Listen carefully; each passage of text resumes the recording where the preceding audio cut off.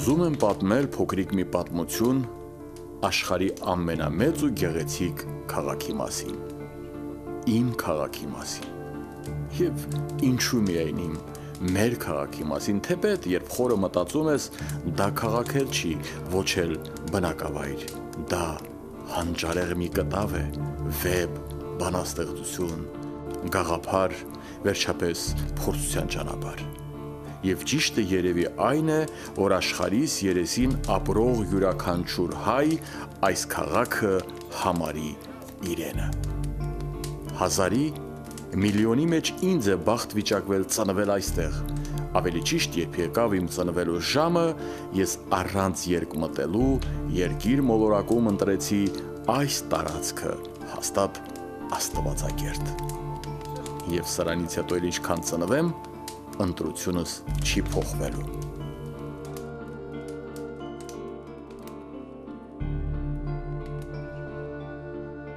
Մեզնից 100-150 տարի առաջ նման ընտրություն են կատարել նաև այս մարդիկ։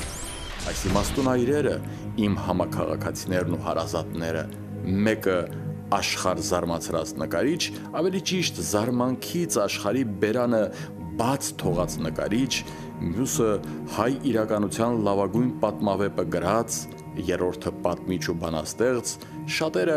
հազար ու մի բարեգործությամբ սրբացած, հիվանդանոց կառուցած Ժամհարյան, ժամանակին Կովկասի լավագույն թատերական շենքերից մեկի շինարարությունը հովանավորող Խանդամիրյան, ռեալական ուսումնարան կերտած մեծահարուստ, եվրոպական արժեքները Շուշի հասցրած մարդիկ, ազգի համար խելքահան եղող երևելիներ, մարդիկ, ովքեր հազարամյակ առաջ դրեցին քաղաքի հիմքերը և մոտեցան Աստծուն։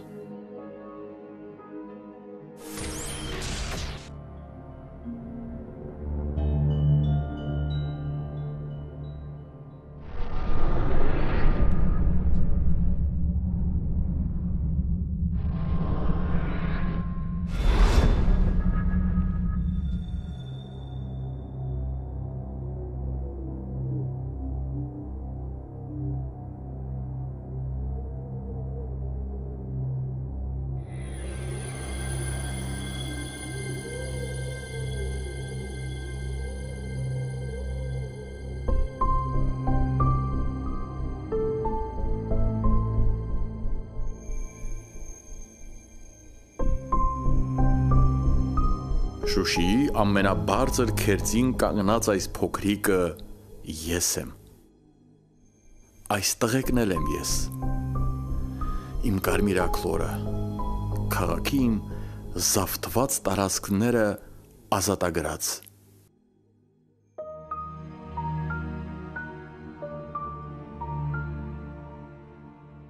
Հա, իմ կարմիր աքլորը թուրք աքլորների հերնանիծում էր, թուրքն ավելի էր կատաղում, դառնում ավելի անհաշտ, ավելի թշնամի։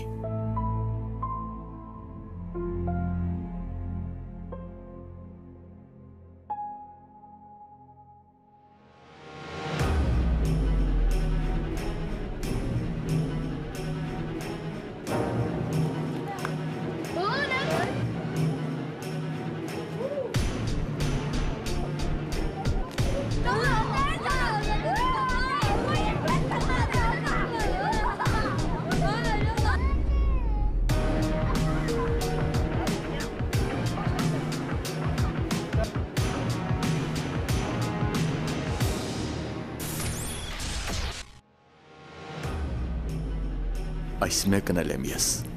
այս վերջին անմեղ գոտեմարտն էլ բնականաբար ավարտվեց իմ հաղթանակով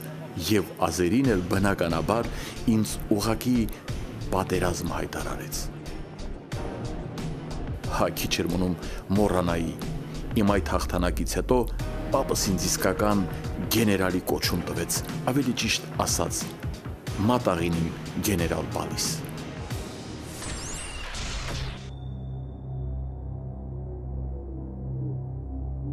Այս տղամարդն էլ հայրս է, իմ կարմիր ակլորի փառահեղ հաղթանակներից հետո սկսեց զինվել եւ երբ օրը մտնժորում էր, ուզում եմ ասել, երբ օրը սկսում էր մտնել, կանգնում էր պատշկամբում ու օդ էր կրակում։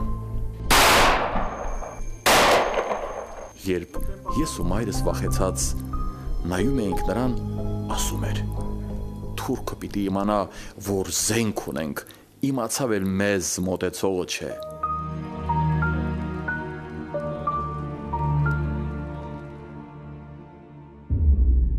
Հիշում եմ, մեր միջակատամարտից հետո մենք այսպես ջարդուփշուր արեցինք մեր ունեցած զինատեսակը եւ ծալովի դանակներ ձեռք բերեցինք, որը մենք մեզ հետ, մեր գրքերի հետ եւ դպրոց էինք տանում, եւ մեր շորերի տակ թաքցրած ֆուտբոլ էինք խաղում, եւ այդպես էլ գնում էինք թղթե ծտեր թռցնելու։ Միայն այդպես զինվելուց հետո մենք սկսեցինք հաղթել։ Այսպիսին էր Շուշին միջև ինձ եւ ինձնից հետո։ Ավելի ճիշտ դարձավ այդպիսինը, երբ խաղաղ, կրթված, բազում համալսարաններ ավարտած հայի կողքին կանգնեց երբեք դպրոց չհաճախած, բայց զինված թուրքը։ Իսկ 1000 տարի առաջ հիմնադրված Շուշին 19-րդ դարակեսին շքեղ էր, դաժանորեն գեղեցիկ, ազգայինն ու համամարտկայինը իրար խառնած մտածողությամբ, ճարտարապետությամբ ու կրթական համակարգով։ 19-րդ դարավերջին ուներ մոտ 35,000 բնակիչ։ Քաղաքը խոշոր արդյունաբերական արտադրության, մանավանդ մետաքսագործության կենտրոն էր, եւ մետաքսաթել մանող ու ոլորող գործարանները տեղադրված էին ոչ թե Շուշիում, այլ շրջակա գյուղերում։ Շուշիում նշանավոր էր նաև գորգերի արտադրությունը։ Արտադրանքը հասնում էր մինչև Մոսկվա ու Սանկտ Պետերբուրգ, Փարիզյան Լուվրի վարակույրներն էլ Շուշիի մետաքսից էին։ Այսնամյա քաղաքը նաև կրթական կենտրոն էր։ Հենց այստեղ են մանկավարժությամբ զբաղվել Պերճ Պրոշյանը, Ղազարոս Աղայանը, Վրթանես Փափազյանը, Հրաչյա Աճարյանը, Լեոն եւ հայ մշակույթի նշանավոր այլ դեմքեր։ Շուշին սերտ կապեր է ունեցել Հնդկաստանի, Պարսկաստանի, Ֆրանսիայի, Գերմանիայի ու Ռուսաստանի կրթական ու լուսավորական նշանավոր կենտրոնների հետ։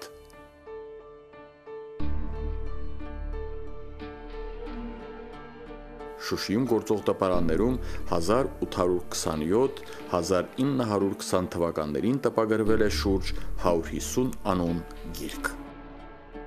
Այսնամյա Բերդաքաղաքում բեմադրվել է Վարդան Մամիկոնյանը, Օթելլոն, Համլետը։ Համլետի դերում էլ խաղացել է մեծն Պետրոս Ադամյանը, իսկ Օթելլոն Վահրամ Փափազյանն էր։ Միայն 19-րդ դարում քաղաքն ունեցել է 3 գլխավոր հատակագիծ՝ 1820 թիվ, 1837 եւ 1855։ Չորրորդը կազմվել է 1912 թվականին։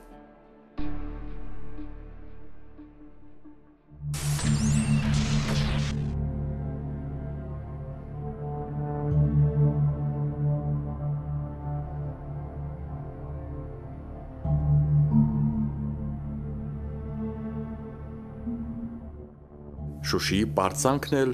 Ղազանչեցոտ Սուրբ ամենափրկիչն է, որը կառուցվել է 1888-1887 թվականներին։ Այս տաճարը Հայաստանի ամենախոշոր պաշտամունքային կառույցներից է։ Հայկական ճարտարապետության լավագույն ավանդույթներով էին կառուցված ռեալական ուսումնարանի շենքը, Ժամհարյանների հիվանդանոցը, Օրիորդաց դպրոցը, Մկրտիչ Խանդամիրյանի հիմնադրած 350 տեղանոց թատրոնի շքեղազարդ շենքը, Սալահատակ փողոցներով վեր ձգվող երկհարկ եւ եռահարկ տները։ Վեհաշուք են քաղաքն օղակող պարիսպները, Ավան Հայրապետի դղյակ ապարանքը, որոնք վճռորոշ դեր են կատարել 18-րդ դարի սկզբներին ազգային ազատագրական պայքարում։ Ամեն ինչ այս քաղաքում գեղեցիկ էր, նրբաճաշակ, ինչ որտեղ նույնիսկ մոնումենտալ։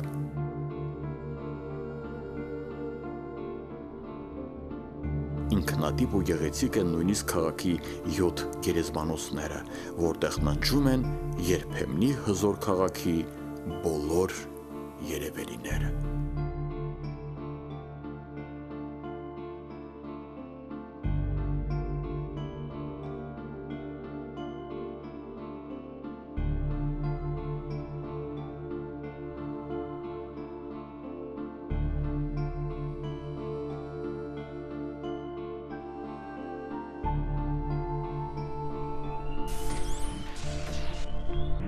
Շուշին միշտ էլ գեղեցիկ է եղել, կախարդող ու ձգող, իբրև շարունակություն քարի, սարի ու բարձունքի։ Այստեղ է, որ անսպար խոնարհության մեջ անսպար հպարտություն է եղել։ Այստեղ է, որ իմաստուն խոհերի, գործերի ու ապրումների կողքին ապրել է մարդկային աստվածաստեղծ միամտությունը։ Մեծահարուստն էլ իր ունեցվածքից սիրով բաժին է հանել իր աղքատ մերձավորին, դպրոցին, եկեղեցուն ու որբանոցներին։ Այստեղ է, որ նոր զարգացում, ձև ու բովանդակություն է ստացել քաղաքակրթությունը, և եվրոպական քաղաքներում կրթված ու ապրած մտավորականները եկել են ապրելու Շուշիում ու քաղաքը սիրով ու հանգիստ առանց նեղվածքի տեղավորել է նրանց նոր մտածողությունը։ Հենց այս քաղաքում է, որ հինն ու նորը, անցյալ ու ներկան ապրել են համերաշխ և կապն աշխարհի հետ եղել է պինդ ու շարունակական։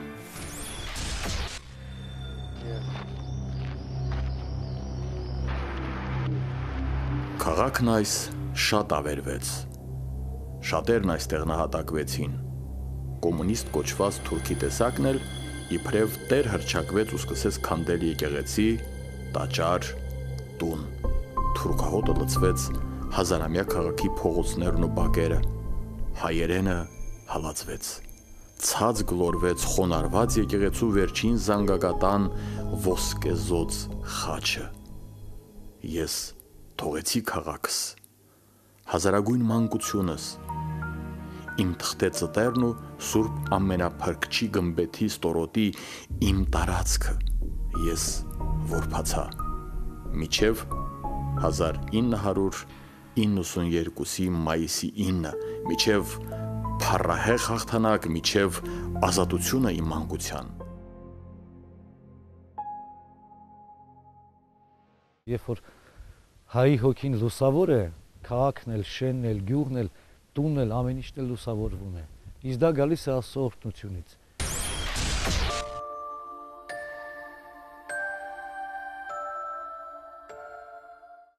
Շուշին գտնվում է երկնքում։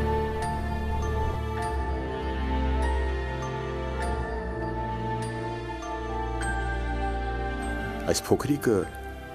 ես եմ, այս գեղեցիկ պատանին էլ, այս երիտասարդը, իմաստուն ծերունին էլ եմ ես։